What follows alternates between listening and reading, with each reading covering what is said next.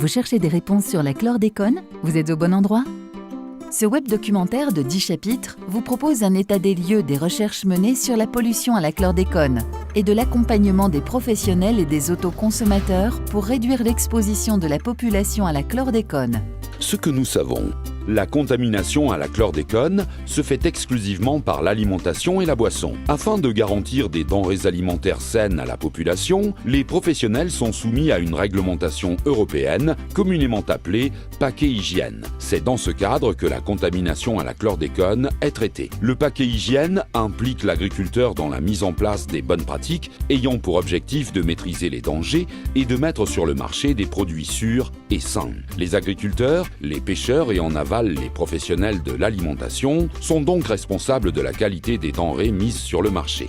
La traçabilité est un élément essentiel de la sécurité sanitaire de la chaîne alimentaire, de la fourche à la fourchette, de la mer à l'assiette. Les services de l'État contrôlent depuis 2002 l'application de ces bonnes pratiques ainsi que la conformité des produits alimentaires. Dans le cadre de cette réglementation, chaque année, 1800 contrôles et autant d'analyses sont réalisés en Martinique sur les denrées alimentaires. Ces contrôles concernent à la fois les produits locaux et produits importés.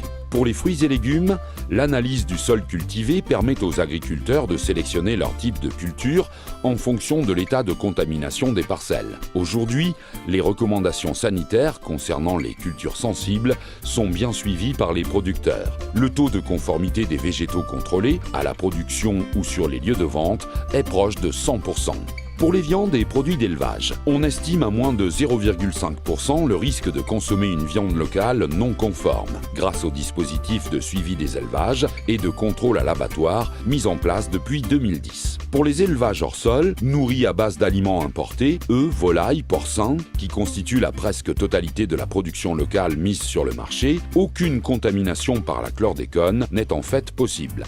Les produits de la pêche, dont la contamination est par nature moins maîtrisable, montrent encore des taux de contamination importants sur certains marchés. Malgré l'instauration de zones interdites de pêche, encore un poisson sur 10 pêché localement et vendu sur les marchés demeure non conforme. Cela concerne exclusivement les espèces côtières et d'estuaires.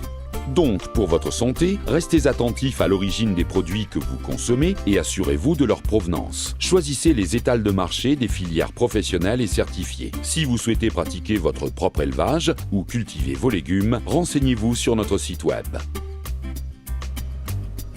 Pour en savoir plus encore sur la chlordécone, restez connectés. Pour répondre à toutes vos questions, cliquez sur le chapitre suivant.